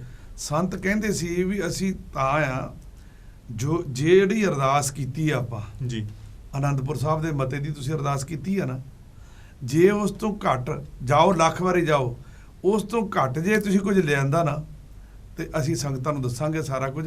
ਇਹ ਫਿਰ ਤੁਸੀਂ ਆਪਣਾ ਹਿਸਾਬ ਲਾ ਲਓ ਵੀ ਸੰਗਤ ਕੀ ਕਰੇਗੀ। ਤੇ ਉਹ ਤਾਂ ਕਰਕੇ ਇੰਦਰਾ ਗਾਂਧੀ ਵੀ ਤਾਂ ਚਾਹੁੰਦੀ ਸੀ ਵੀ ਜੇ ਸੰਤਾਂ ਨੂੰ ਵੀ ਕਿਸੇ ਢੰਗ ਨਾਲ ਇਹਨਾਂ ਵਾਂਗੂ ਕੋਈ ਲਾਲਚ ਦੇ ਕੇ ਖਰੀਦ ਲਿਆ ਜਾਵੇ ਤਾਂ ਕਿ ਜਿਹੜਾ ਵੀ ਆਪਣੇ ਅੰਡਰ ਸਿੱਖਾਂ ਨੂੰ ਘਸਿਆਰੇ ਬਣਾ ਕੇ ਰੱਖਿਆ ਜਾਵੇ, ਤੇ ਉਹ ਵੀ ਸੰਤਾਂ ਨੂੰ ਖਰੀਦਣਾ ਚਾਹੁੰਦੇ ਸਨ। ਤੇ ਜੇ ਸੰਤਾਂ ਨੇ ਉਹਨਾਂ ਦੀ ਗੱਲ ਮੰਨੀ ਨਹੀਂ ਤੇ ਸੰਤਾਂ ਕਿਉਂਕਿ ਜ਼ਮੀਰ ਉਹਨਾਂ ਦਾ ਵਿਕਾਊ ਨਹੀਂ ਸੀ। ਤੇ ਉਸ ਤੋਂ ਬਾਅਦ ਤੁਸੀਂ ਜੋਧਪੁਰ ਜੇਲ੍ਹ ਦੇ ਵਿੱਚ 5 ਸਾਲ ਕੱਟੇ ਨੇ, ਬਹੁਤ ਸਾਰੇ। ਉਸ ਤੋਂ ਪਹਿਲਾਂ ਸਾਨੂੰ ਇਹਨਾਂ ਨੇ ਨਾ ਉੱਥੋਂ ਫੜ ਕੇ ਮਿਲਟਰੀ ਕੈਂਪਾਂ 'ਚ ਰੱਖਿਆ, 3-4 ਮਹੀਨੇ ਮਿਲਟਰੀ ਕੈਂਪਾਂ 'ਚ। 3-4 ਮਹੀਨੇ ਮਿਲਟਰੀ ਕੈਂਪਾਂ 'ਚ। ਉਸ ਤੋਂ ਬਾਅਦ ਤੁਹਾਨੂੰ ਜੋਧਪੁਰ ਜੇਲ੍ਹ ਫਿਰ ਸਾਨੂੰ ਨਾਭਾ ਜੇਲ੍ਹ 'ਚ ਰੱਖਿਆ, ਫਿਰ ਸਾਨੂੰ ਜੋਧਪੁਰ ਜੇਲ੍ਹ 'ਚ ਲੈ ਕੇ ਲੱਡਾ ਕੋਠੀ ਕਾਫੀ ਤਸ਼ੱਦਦ ਕੀਤਾ ਸਾਡੇ ਤੇ ਵੀ ਇਹਨਾਂ ਨੇ। ਉੱਥੇ ਮਿਲਟਰੀ ਕੈਂਪਾਂ ਵਿੱਚ ਵੀ ਨਾ ਜਾਣੀ ਕਿ ਲਿਜਾ ਕੇ ਬੰਨ੍ਹ ਕੇ ਲੱਤਾਂ ਪੈਰ ਬੰਨ੍ਹ ਕੇ ਤੇ ਉੱਥੇ ਧੁੱਪ 'ਚ ਸੁੱਟ ਛੜਿਆ। 10 ਤਰੀਕ ਤੱਕ 6 ਤੋਂ ਲੈ ਕੇ 10 ਤੱਕ ਨਾ ਕੋਈ ਪਾਣੀ ਨਾ ਤਾਣੀ। ਉਸ ਤਰ੍ਹਾਂ ਹੀ ਕੁਝ ਜਿਹੜੇ ਜੰਗ ਸਨ ਸਾਡੇ ਵਰਗੇ ਉਹ ਬਚ ਗਏ, ਜਿਹੜੇ ਬਜ਼ੁਰਗ ਸੀ ਉੱਦਾਂ ਚੜ੍ਹਾਈ ਕਰਕੇ ਜੇ ਕਿਸੇ ਨੇ ਪਾਣੀ ਮੰਗਿਆ ਤੇ ਮੂੰਹ 'ਚ ਗੋਲੀਆਂ ਮਾਰਤੀਆਂ। ਇੰਨੀਆਂ ਤਸ਼ੱਦਦਾਂ ਝੇਲਣ ਤੋਂ ਬਾਅਦ ਵੀ ਮਤਲਬ ਅਸੀਂ ਖੁਸ਼ਕਿਸਮਤ ਹਾਂ ਕਿ ਤੁਸੀਂ ਉਹ ਅੱਖੀਂ ਦੇਖਿਆ ਹਾਲ ਸਾਨੂੰ ਦੱਸਣ ਵਾਸਤੇ ਬੈਠੇ ਹੋ। ਤੇ ਮੈਂ ਜ਼ਰੂਰ ਚਾਹਾਂਗਾ ਕਿ ਸਾਡੀਆਂ ਆਉਣ ਵਾਲੀਆਂ ਜਿਹੜੀਆਂ ਪੀੜ੍ਹੀਆਂ ਨੇ ਜਾਂ ਜਿਹੜੇ ਜਵਾਨ ਵੀਰ ਮੇਰੇ ਇਸ ਵੇਲੇ ਵੀ ਇਹ ਸ਼ੋਅ ਦੇਖ ਰਹੇ ਨੇ, ਜਿਨ੍ਹਾਂ ਨੇ ਸਿਰਫ ਸੁਣਿਆ ਆ, ਮੈਨੂੰ ਲੱਗਦਾ ਕਿ ਬਾਬਾ ਮਨਮੋਹਨ ਸਿੰਘ ਜੋ ਚੀਜ਼ਾਂ ਇਸ ਵੇਲੇ ਦੱਸ ਰਹੇ ਨੇ ਤੁਹਾਡੇ ਸਾਹਮਣੇ ਉਹ ਦ੍ਰਿਸ਼ ਜ਼ਰੂਰ ਚੱਲ ਰਹੇ ਹੋਣਗੇ, ਕਿਉਂਕਿ ਜੋ ਚੀਜ਼ਾਂ ਇਹ ਕਹਿ ਰਹੇ ਨੇ ਬੇਸ਼ੱਕ ਉਹ ਮੈਂ ਨਹੀਂ ਵੇਖੀਆਂ, ਉਹ ਚੀਜ਼ਾਂ ਮੈਂ ਇਮੇਜਿਨ ਕਰ ਸਕਦਾ। ਉਹ ਜਿੱਦਾਂ ਇਹ ਬਿਆਨ ਕਰ ਰਹੇ ਨੇ, ਉਹ ਇਮੇਜਿਨੇਸ਼ਨਸ, ਉਹ ਕਿਰਦਾਰ ਮੇਰੇ ਸਾਹਮਣੇ ਨਜ਼ਰ ਆ ਰਹੇ ਨੇ ਅੱਖਾਂ ਦੇ। ਤੇ ਹੁਣ ਇੱਕ ਬਹੁਤ ਵੱਡਾ ਸਵਾਲ ਆਉਂਦਾ ਹੈ ਜ਼ਿਹਨ ਦੇ ਵਿੱਚ, ਜੋ ਮੈਂ ਪਹਿਲਾਂ ਵੀ ਰਿਪੀਟ ਕਰ ਚੁੱਕਿਆ, ਕਿ ਆਖਿਰ ਸਿੱਖਾਂ ਦੇ ਨਾਲ ਹੀ ਅਜਿਹੇ ਤਸੀਹੇ ਕਿਉਂ, ਸਿੱਖਾਂ ਨੂੰ ਹੀ ਅਜਿਹੇ ਤਸੀਹੇ ਕਿਉਂ ਦਿੱਤੇ ਜਾਂਦੇ ਨੇ, ਸਿੱਖਾਂ ਦੇ ਨਾਲ ਹੀ ਹਮੇਸ਼ਾ ਮਤਰੇਈ ਮਾਂ ਵਾਲਾ ਵਿਵਹਾਰ ਕਿਉਂ ਕੀਤਾ ਜਾਂਦਾ ਹੈ? ਇਸ ਚੀਜ਼ ਦਾ ਜਵਾਬ ਤੁਸੀਂ ਬਹੁਤ ਵਾਰ ਲੱਭਿਆ ਹੋਊਗਾ, ਤੁਹਾਨੂੰ ਅੱਜ ਤੱਕ ਕਦੀ ਇਸ ਸਵਾਲ ਦਾ ਜਵਾਬ ਮਿਲਿਆ? ਨਹੀਂ, ਕੋਈ ਨਹੀਂ ਮਿਲਿਆ। ਇਹਦਾ ਤਾਂ ਇਹੀ ਹੈ ਵੀ ਜਿਹੜੀ ਸਿੱਖਾਂ ਦੀ ਚੜ੍ਹਦੀ ਕਲਾ ਨਾ, ਬੋਲ ਵਾਲੇ ਨੇ, ਇਹ ਬਰਦਾਸ਼ਤ ਨਹੀਂ ਹੋ ਰਹੀ ਲੋਕਾਂ ਨੂੰ। ਕਿਉਂਕਿ ਕਲਗੀਧਰ ਨੇ ਸਿੱਖ ਕੌਮ ਸਾਜੀ ਸੀ ਸਰਬੱਤ ਦੇ ਭਲੇ ਵਾਸਤੇ, ਕਿ ਜਿੱਥੇ ਇੱਕ ਸਿੰਘ ਖੜਾ ਹੋਵੇ ਉੱਥੇ ਕਿਸੇ ਵੀ ਧਰਮ ਦਾ ਕੋਈ ਵੀ ਖੜਾ ਹੋਵੇ, ਉਹਨੂੰ ਕੋਈ ਵੀ ਤੀਜਾ ਬੰਦਾ ਨੁਕਸਾਨ ਨਹੀਂ ਪਹੁੰਚਾ ਸਕਦਾ, ਕਿਸੇ ਦੇ ਨਾਲ ਵੀ ਧੱਕਾਸ਼ਾਹੀ ਨਹੀਂ ਹੋ ਸਕਦੀ। ਪਰ ਅੱਜ ਸਿੱਖ ਕੌਮ ਆਪ ਉੱਥੇ ਖੜੀ ਹੈ ਜਿੱਥੇ ਸਿੱਖ ਕੌਮ ਦੇ ਨਾਲ ਸਰੇਆਮ ਧੱਕਾਸ਼ਾਹੀ ਹੁੰਦੀ ਹੈ, ਪਰ ਕੋਈ ਬੋਲਣ ਵਾਲਾ ਨਹੀਂ ਹੁੰਦਾ। ਇੰਨੇ ਮਾੜੇ ਹਾਲਾਤਾਂ 'ਚ ਕੌਮ ਕਿੱਦਾਂ ਪਹੁੰਚੀ, ਕਿਸ ਨੇ ਪਹੁੰਚਾਈ, ਕਿਸ ਨੂੰ ਜ਼ਿੰਮੇਵਾਰ ਮੰਨਦੇ ਹੋ? ਇਹ ਤਾਂ ਵੇਖੋ, ਇੱਕ ਤਾਂ ਸਾਡਾ ਆਪਣਾ ਹੀ ਕਸੂਰ ਹੈ, ਜਿਹੜੇ ਅਸੀਂ ਸਿੱਖ ਜਿਹੜੇ ਆ ਨਾ, ਪੂਰੇ ਸੰਤਾਂ ਵੱਲੋਂ ਇੱਕ ਵਾਰ ਸੰਤਾਂ ਨੂੰ ਪੁੱਛਿਆ ਸੀ ਜੀ ਕਿ ਮਹਾਰਾਜ ਦੱਸੋ ਵੀ ਸਿੱਖੀ ਨੂੰ, ਖਾਲਸੇ ਨੂੰ ਕੀ ਬਣੇਗਾ, ਬੜਾ ਖਤਰਾ ਬਣਿਆ ਪਿਆ। ਸੰਤ ਕਹਿੰਦੇ ਕੋਈ ਖਤਰਾ ਨਹੀਂ ਖਾਲਸੇ ਨੂੰ, ਖਾਲਸੇ ਨੂੰ ਤਾਂ ਕਦੀ ਕੋਈ ਖਤਰਾ ਨਹੀਂ ਹੋ ਸਕਦਾ। ਕਹਿੰਦੇ ਵੀ ਖਤਰਾ ਉਹ ਨਾ, ਫਿਰ ਸਾਖੀ ਵੀ ਸੁਣਾਈ ਸੀ ਇੱਕ, ਦਸਮ ਪਾਤਸ਼ਾਹ ਨੂੰ ਵੀ ਪੁੱਛਿਆ ਸੀ ਕਿਸੇ ਨੇ, ਤੇ ਉਸ ਸਮੇਂ ਕਹਿਣ ਲੱਗੇ ਜੀ, ਗੁਰੂ ਗੋਬਿੰਦ ਸਿੰਘ ਦੇ ਸਮੇਂ ਦੀ ਗੱਲ ਹੈ ਜੀ, ਮਸੰਦਾਂ ਨੇ ਪ੍ਰੋਗਰਾਮ ਬਣਾ ਲਿਆ ਵੀ ਆਪਾਂ ਨਾ ਗੁਰੂ ਸਾਹਿਬ ਵਾਸਤੇ ਪਾਲਕੀ ਲੈ ਕੇ ਜਾਣੀ, ਲਿਜਾਣੀ ਵੀ ਸੋਨੇ ਦੀ ਆ ਜੀ, ਸੋਨੇ ਦੀ ਪਾਲਕੀ। ਮਸੰਦਾਂ ਨੇ ਪੈਸਾ ਇਕੱਠਾ ਕੀਤਾ, ਸੋਨਾ ਇਕੱਠਾ ਕੀਤਾ, ਤਿਆਰ ਕਰਕੇ ਲਿਆਂਦੀ, ਲਿਆ ਕੇ ਤੇ ਸਤਿਗੁਰਾਂ ਦੇ ਕੋਲ ਲਿਆਂਦੀ, ਬੜੇ ਖੁਸ਼ ਵੀ ਸਾਨੂੰ ਸਰੂਪੇ ਮਿਲਣਗੇ। ਮਹਾਰਾਜ ਕਹਿੰਦੇ ਉੱਥੇ ਰੱਖ ਦਿਓ ਪਾਲਕੀ, ਰੱਖ ਦਿੱਤੀ। ਉਹ ਸੋਚਦੇ ਵੀ ਮਹਾਰਾਜ ਨੇ ਕੋਈ ਸ਼ਾਬਾਸ਼ ਨਹੀਂ ਦਿੱਤੀ। ਬਾਅਦ 'ਚ ਕਹਿੰਦੇ ਮਹਾਰਾਜ ਜੀ ਇਹ ਪਾਲਕੀ ਆਪ ਜੀ ਵਾਸਤੇ। ਮਹਾਰਾਜ ਜੀ ਕਹਿੰਦੇ ਅੱਗ ਲਾ ਦਿਓ। ਉਹ ਦੇਖਦੇ ਵੀ ਅੱਗ ਲਾ ਦਿਓ। ਜਦ ਤੀਜੀ ਵਾਰ ਸਤਿਗੁਰਾਂ ਨੇ ਨੇਤਰ ਲਾਲ ਕਰਕੇ ਕਿਹਾ ਨਾ, ਅੱਗ ਲਾਉਣੀ ਪਈ। ਜਦੋਂ ਅੱਗ ਲਾਈ ਤਾਂ ਉਹ ਜਿੰਨੇ ਵੀ ਪਾਲਕੀ ਸੜ ਕੇ ਸੁਆਹ ਹੋ ਗਈ, ਉਹ 'ਚ ਕੁਝ ਕੁ ਸੋਨਾ ਬਚਿਆ ਜੀ। ਤੇ ਗੁਰੂ ਮਹਾਰਾਜ ਕਹਿੰਦੇ ਵੀ ਤੁਹਾਨੂੰ ਇਹ ਦੋ ਚੀਜ਼ਾਂ ਦੇ, ਤੁਹਾਨੂੰ ਦੋ ਉੱਤਰ ਨੇ।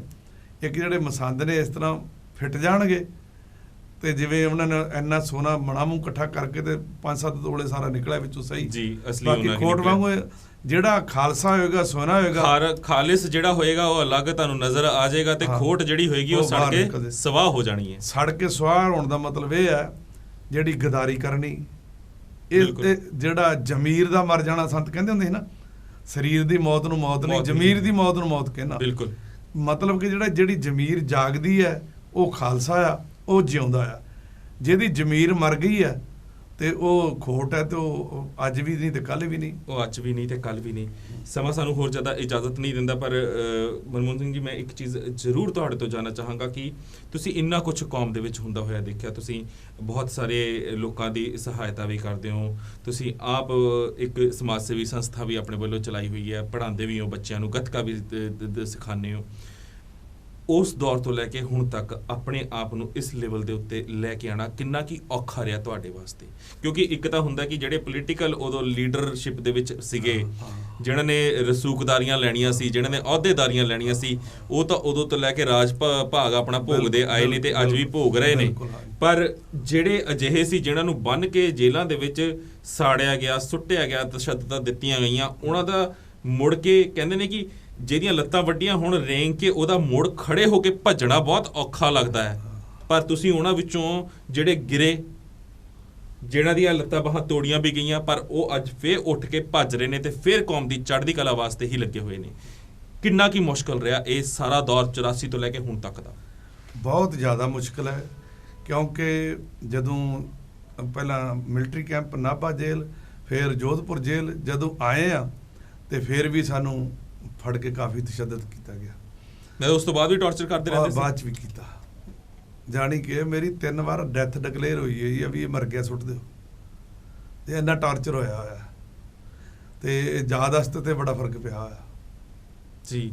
ਮਤਲਬ ਇਸ ਹੱਦ ਤੱਕ ਟੌਰਚਰ ਕੀਤਾ ਜਾਂਦਾ ਸੀ ਕਿ ਮਤਲਬ ਡੈਡ ਡਿਕਲੇਅਰ ਕਰਨ ਤੋਂ ਬਾਅਦ ਵੀ ਫਿਰ ਵੀ ਪਰਮਾਤਮਾ ਚਾਹੁੰਦਾ ਸੀਗਾ ਕਿ ਤੁਸੀਂ ਕੌਮ ਵਾਸਤੇ ਜੂਝੋ, ਤੁਸੀਂ ਕੌਮ ਵਾਸਤੇ ਲੜੋ, ਕੌਮ ਦੀ ਚੜ੍ਹਦੀ ਕਲਾ ਵਾਸਤੇ ਅੱਗੇ ਰਹੋ।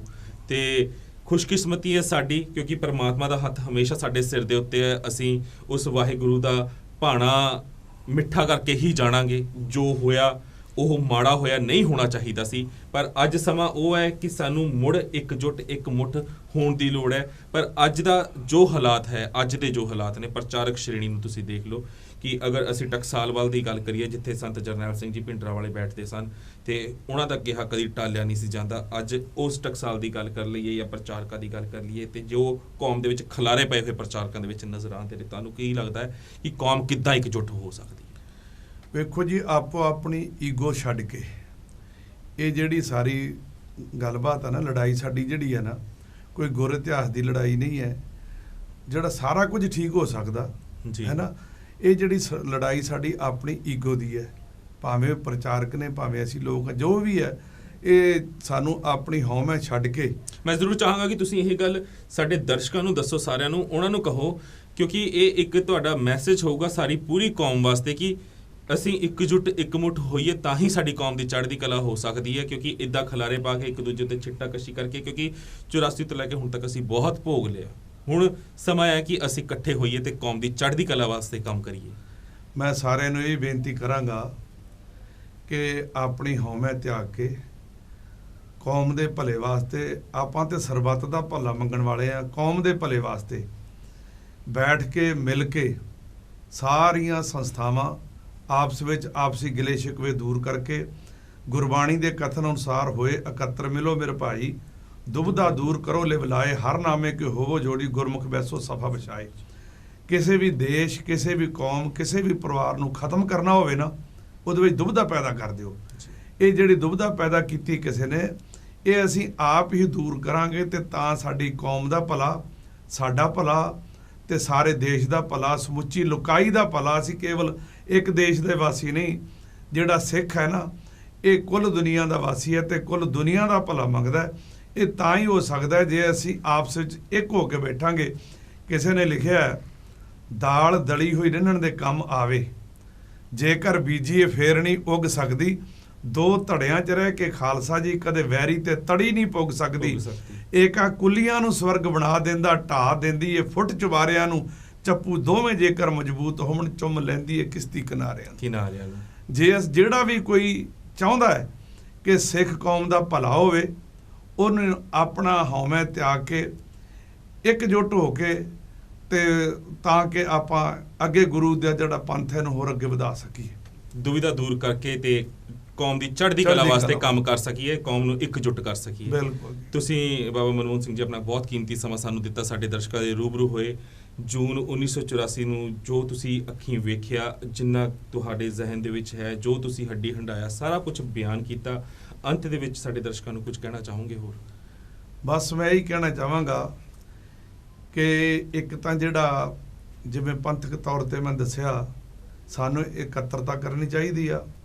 ਦੂਜਾ, ਸਮੁੱਚੀ ਲੁਕਾਈ ਵਾਸਤੇ, ਸਾਰੇ ਦੇਸ਼ ਵਾਸੀਆਂ ਵਾਸਤੇ ਸਾਨੂੰ ਜਿਹੜਾ ਪਾਣੀ ਹੈ ਇਹ ਬੜਾ ਦੂਸ਼ਿਤ ਹੋ ਚੁੱਕਾ ਹੈ, ਇਹਨੂੰ ਬਚਾਉਣਾ ਚਾਹੀਦਾ, ਹਵਾ ਨੂੰ ਬਚਾਉਣਾ ਚਾਹੀਦਾ, ਤਾਂ ਕਿ ਜਿਵੇਂ ਜਿਹੜੇ ਨੌਜਵਾਨ ਨਸ਼ੇ ਕਰਦੇ ਨੇ ਉਹਨਾਂ ਨੂੰ ਵੀ ਨਸ਼ਿਆਂ ਨੂੰ ਤਿਆਗਣਾ ਚਾਹੀਦਾ, ਤਾਂ ਕਿ ਜਿਹੜਾ ਸਾਡਾ ਦੇਸ਼, ਸਾਡੀ ਕੌਮ, ਸਾਡੇ ਪਰਿਵਾਰ ਇਹ ਚੰਗੀ ਤਰ੍ਹਾਂ ਖੁਸ਼ਹਾਲ ਹੋ ਸਕਣ। ਹਵਾ ਬਚਾਈਏ, ਪਾਣੀ ਬਚਾਈਏ, ਜਵਾਨੀ ਬਚਾਈਏ, ਤਾਂ ਕਿ ਇਹ ਜਿਹੜਾ ਸਾਡਾ ਦੇਸ਼ ਹੈ ਬਚ ਸਕੇ। ਤੇ ਸਿੱਖ ਕੌਮ ਦੇ ਨੌਜਵਾਨਾਂ ਨੂੰ ਬੇਨਤੀ ਹੈ ਕਿ ਖੰਡੇ ਬਾਟੇ ਦਾ ਅੰਮ੍ਰਿਤਪਾਨ ਕਰਕੇ ਗੁਰੂ ਵਾਲੇ ਬਣੋ ਤੇ ਗੁਰੂ ਦੇ ਦੱਸੇ ਮਾਰਗ ਤੇ ਚੱਲੋ। ਇਹ ਮੇਰੀ ਸਾਰਿਆਂ ਨੂੰ ਬੇਨਤੀ ਹੈ।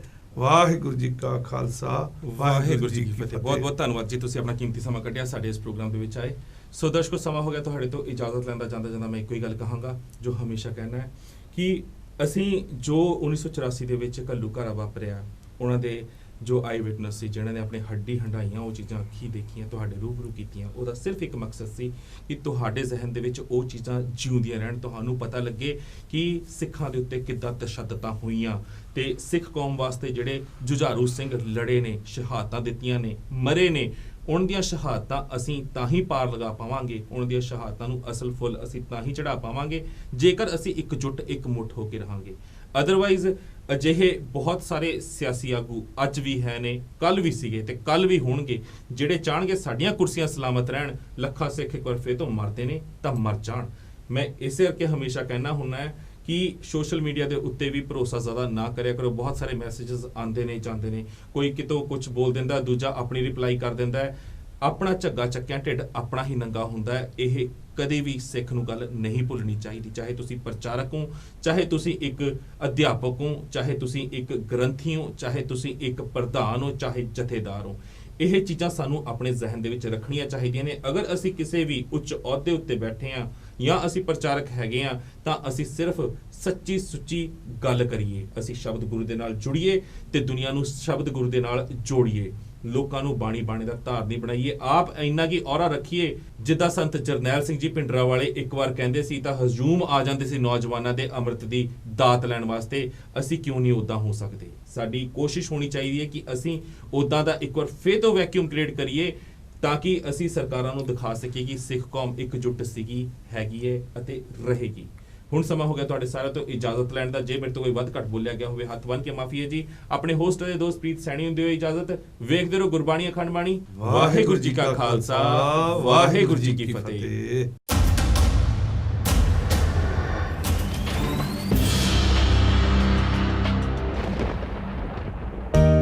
ਸਿੱਖ ਧਰਮ ਦੀ ਹਰ ਗਤੀਵਿਧੀ ਅਤੇ ਗੁਰਬਾਣੀ ਵਾਸਤੇ ਹੁਣੇ ਸਬਸਕ੍ਰਾਈਬ ਕਰੋ ਗੁਰਬਾਣੀ ਅਖੰਡ ਬਾਣੀ ਅਤੇ ਨੋਟੀਫਿਕੇਸ਼ਨਸ ਵਾਸਤੇ ਬੈਲ ਨੂੰ ਰਿੰਗ ਕਰੋ।